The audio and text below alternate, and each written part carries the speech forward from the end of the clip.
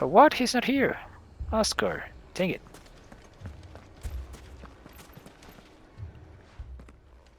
Sid.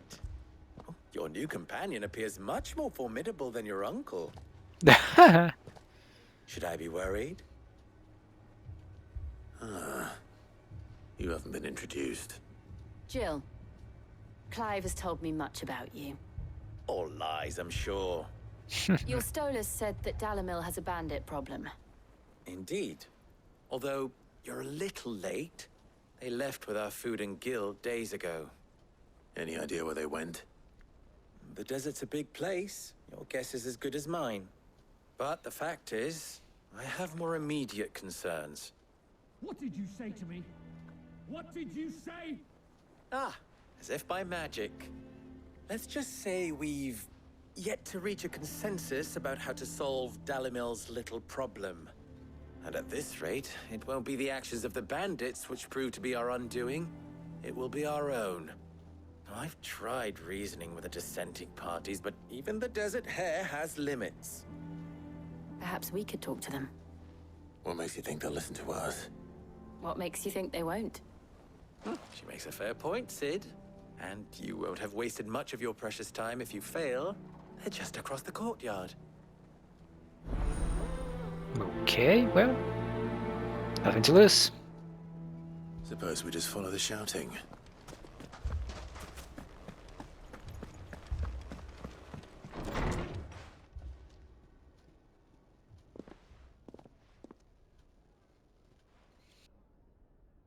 You wouldn't talk like that if it had been your men whose throats were slit. Blood for blood, it's the only way. We hire mercenaries and have them mount the bandits' heads on our walls as a lesson to the rest. And what happens when those mercenaries are slaughtered like your men? Are you going to hire more? We're better off using that coin to buy food and supplies. If we hire mercenaries, the only thing we're buying is the bandits' ire. And you cannot fill empty bellies with that. Do you hear me? But what happens when they come back? Maybe it'll be your throat that's slit. That's enough. Both of you. Any more of this and I'll throw you out myself. Come back when you're ready to talk like adults.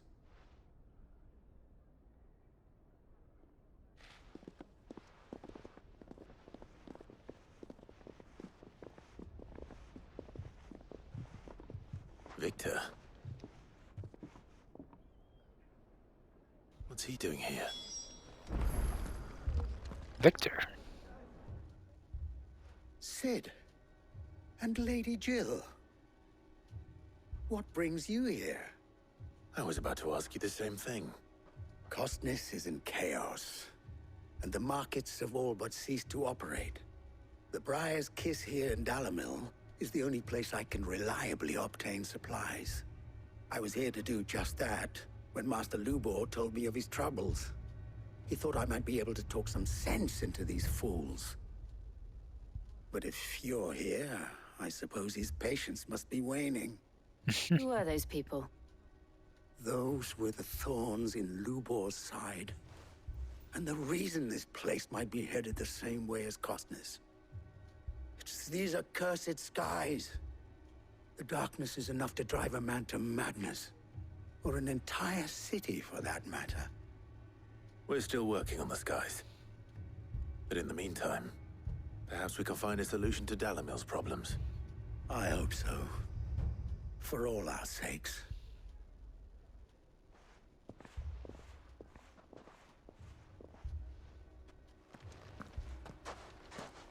So, you see my predicament? What I saw was a room full of people who were angry and afraid. And with good reason by the sound of it. But if left to smolder, that anger and fear could set the entire town alight. My thoughts exactly. What to do? Both sides wish to protect their homes and livelihoods, if only they could agree on how. But as long as they are divided, we are vulnerable. And if there's one thing bandits like, it's an easy target. What would Sid the Outlaw suggest? We kill him. Well, If it were my namesake, he'd let them choose for themselves and be on hand to pick up the pieces when it all went wrong. That sounds like a recipe for disaster. A recipe for disaster is precisely what it is. But perhaps that realization would be enough to make them question the ingredients. While it's plain neither Conrad nor Natalie will countenance the other's proposal, it may still be possible to make them doubt their own before presenting them with a third option. And that would be? To pool our resources and save the city ourselves. Why fight each other When all that fear and anger can be directed at the bandits. It appears we have a plan of action. Victor, pay Conrad a visit. See if you can't convince him of his folly. I'll speak with Natalie. As you wish. Your faces are not well known in this town. That may prove useful. Don't worry, Victor and I will do most of the talking. You need only play along. Play along. What he means to say is yes. Okay. Picture it, Conrad. Your own city guard. With you as captain.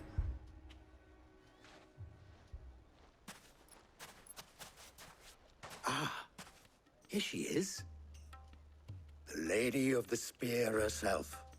Conrad, may I introduce you to Jane, commander of the Red Wings, the oldest mercenary guild in the Free Cities. A pleasure, my lady.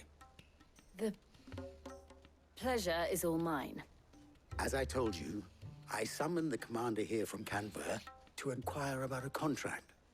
Victor says you told him no. That there aren't any men left to hire. Is that true? True as the crystals cracked. Nobles came and claimed every last one worth his salt. And not just from us Red Wings. You know of the 7 high houses. There must be 2 swords assigned each one. Granted, we have a few boys left. If it's boys you're looking for. Well, Conrad, are you saying that Dalamil's finest cannot defend this town better than a gaggle of unblooded striplings? That a band of beardless youths could better avenge the deaths of your brave men than you yourselves? Absolutely not. We'll show those bastards who they're dealing with.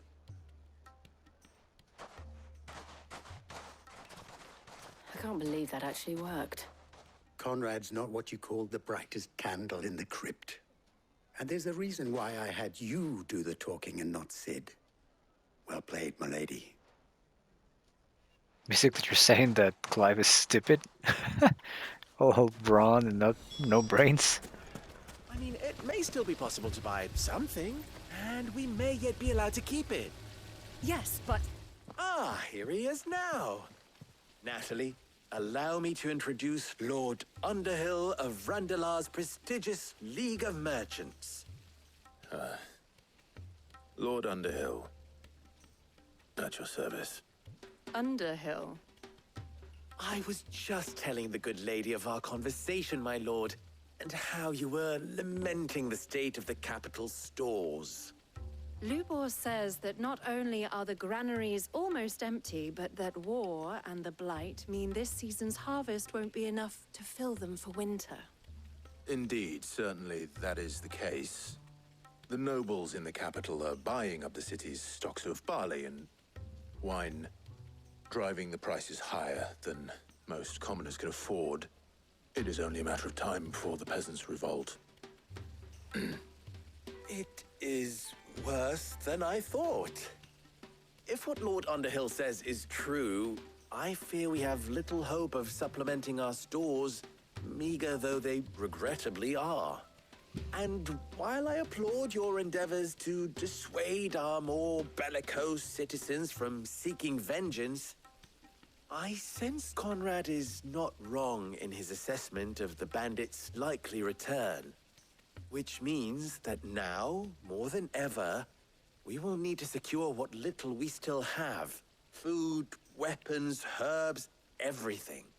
If our humble town is to endure not only this hardship, but those that are certain to follow, we must stand united. All right. If it will help to protect my home, I'll do it. But you needn't have gone through this charade. What?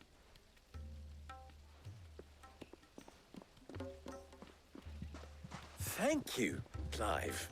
Your performance was nothing if not workmanlike. She saw right through it.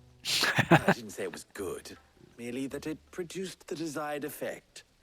Now, my scouts should be returning shortly. Meet me back at the Briar's Kiss, and we shall see what we face. All right. I'm not convinced our roles in this ruse were entirely necessary. I don't know. Conrad seemed quite taken with you. Good news, Sid. Both Conrad and Natalie have somewhat gracefully accepted their new roles. With time, they may even learn to. Time no longer appears to be the luxury it was before lunch. I take it your scouts found the bandits. Technically, it would be the bandits who found my scouts. It appears they march for Dalimil as we speak. Great. All of them. You're not serious. They don't just want food, they want the whole damn town. Go get them. I have a favor to ask. I'm told the bandits march in two groups, one from the south and one from the desert, in a move doubtless intended to stretch our already gossamer-thin defenses. Very well. Jill and I will meet those from the desert. But what of the rest? The rest, my friend, the city shall fight. Together. The stakes, I concede, are high. But if this does not unite Dalimil, nothing will. That is a lot of faith to put into those who had their hands around each other's throats but a moment ago. Then it will be for us to see that their hands are kept occupied. And I do mean us. I thought you might say that. We'll hold them off for as long as we can. And we will do the same.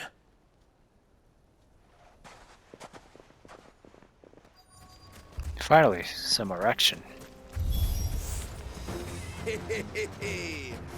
The women folk have come to welcome us.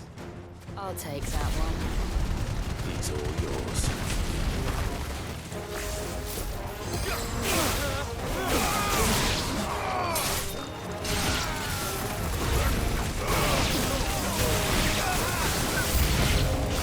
They mean to overwhelm us.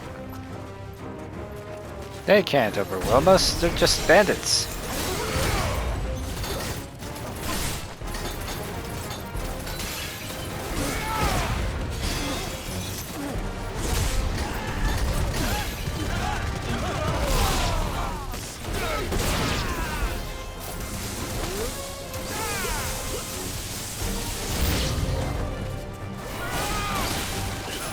Okay, that one might be a problem. Ah, poison mist.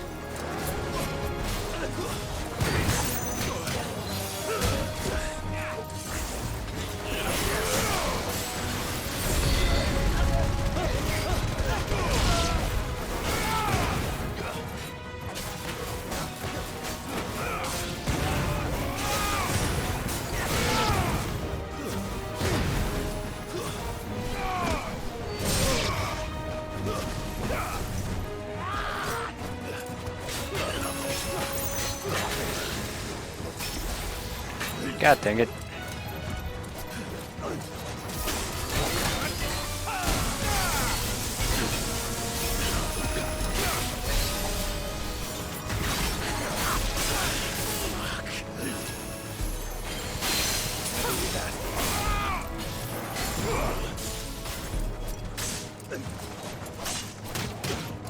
Dodge, Clive! Dodge, you son of a bitch!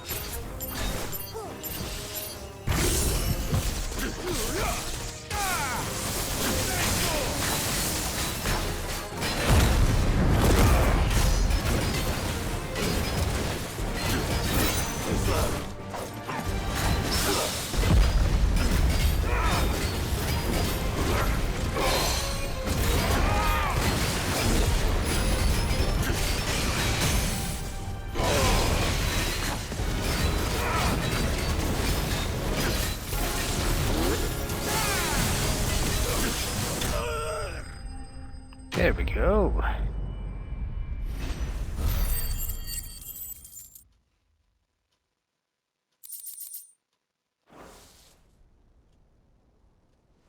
The townspeople. Could they have held out? I don't hear any fighting. What do you think? That we should hurry.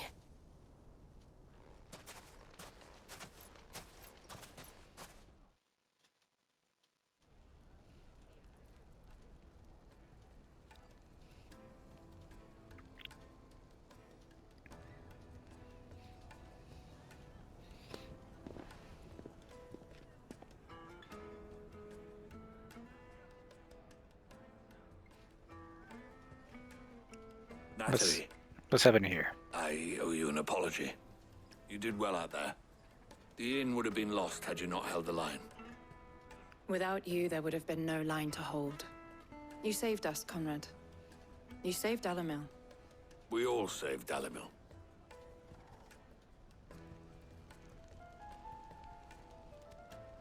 Conrad seems to have had a change of heart.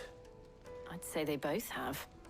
I take it from your presence that our visitors from the desert won't be joining us either. Pity. The plan worked, Sid.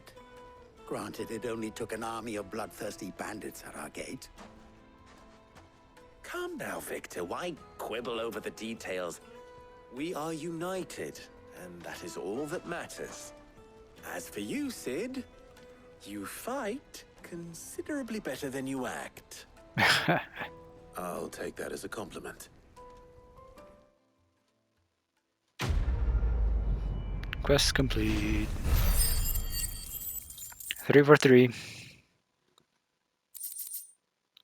We helped everybody. Our friends seem to have things under control. For now, at least. Let's go and put Otto's mind at rest. I'm back, Otto. Was wondering when you turn up. Had owls from all our friends thanking you for your timely intervention. How is it you always manage to arrive at just the right moment? Fast traveling. I suppose. Any word on the rest of the realm? Let's see. Storm's still crying out for mother crystals. The nations are still in chaos. And the skies are still the colour of a kick in the kidneys 2 days on. So... Right. Clive, we knew this was going to happen. Well, not the bleeding skies part, but you take my point. Now's not the time to second-guess yourself. Now's the time to visit the infirmary. Taya says your brother's awake. Thank you, Otto. Hell yeah.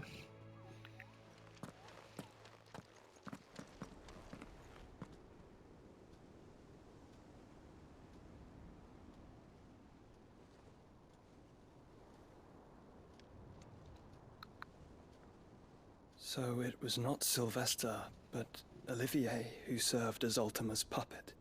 And when Dion learned of this, he sought to slay the fiend.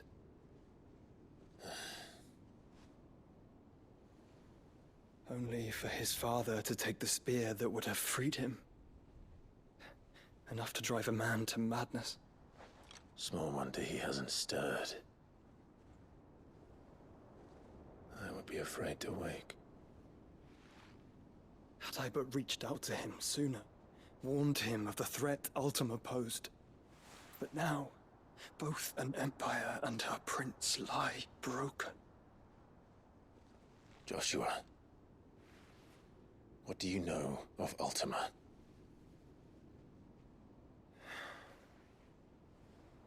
Very little, I'm afraid. Despite my best efforts. 18 years ago, as I lay buried beneath the rubble of Phoenix Gate, 'Twas not death who came for me, but another. And it was while in my rescuer's care I first heard of Ultima. I've been chasing his shadow ever since. Who rescued you?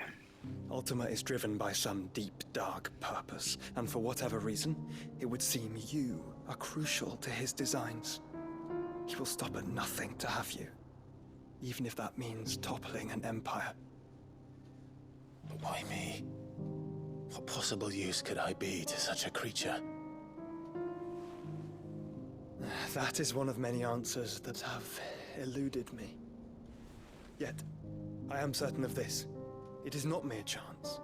You were chosen for a reason. Your power, maybe? All dominants carry within them the might of an icon. Nigh limitless power that is at once acutely limited. I wield fire, and only fire. And I only ice. 8 wardens for 8 elements. But you, Clive. You are different. You're special. Your abilities begin with the flames of Ifrit. But they do not end there. That's right. The fact Ifrit can even exist goes against everything we thought we knew of dominance. Perhaps Ultima has been waiting for one such as you, whose potential is truly limitless. I've encountered that thing several times now. If it or he, as you say, needs me, why hasn't he claimed me as he did the boy? Were I to hazard a guess, I'd say the two of you are somehow incompatible. His mind not properly attuned to your body. His mind. Mind, awareness, spirit, call it what you wish. But I believe Ultima to be an embodiment of the concept. It is why I struggle and fail to contain him here inside me. I'm sorry. Inside you? With every setting sun, I feel my strength wane. And though the Phoenix's flames mend the prison I have made for Ultima, they do so at a cost. We must find a means to bring an end to him before I meet my own. What were you thinking? It was that or let him take Clive. And I've always had a soft spot for my brother. As you should. Doesn't mean you should sacrifice yourself to save me.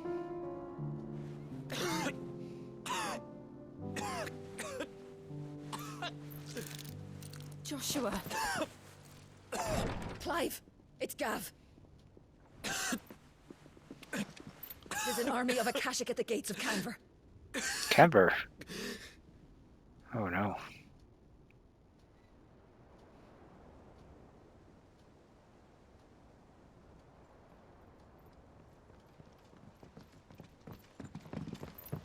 Well, what's the short of it?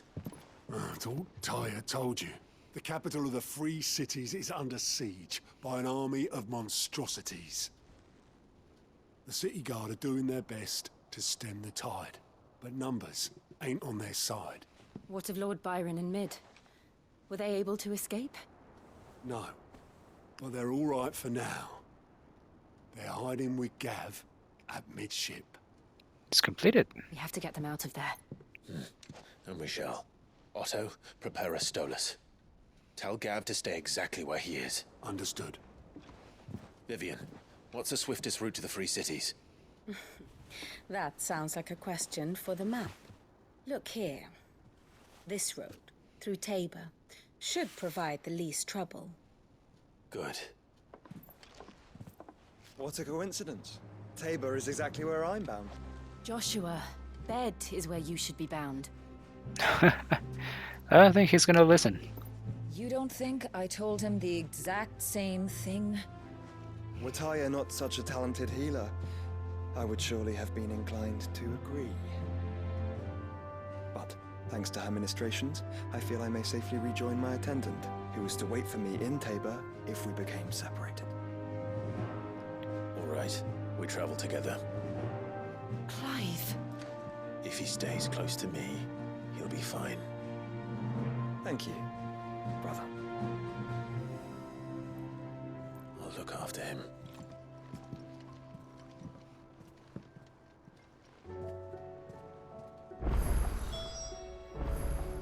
Ooh, side quests have appeared out of nowhere. And we gotta go and help Uncle Byron. That's gonna have to be the next session. Thank you so much for watching, guys. I hope you're enjoying the game. As always, have a great one. Don't forget to like, comment, subscribe, and I will see you next time. Peace out.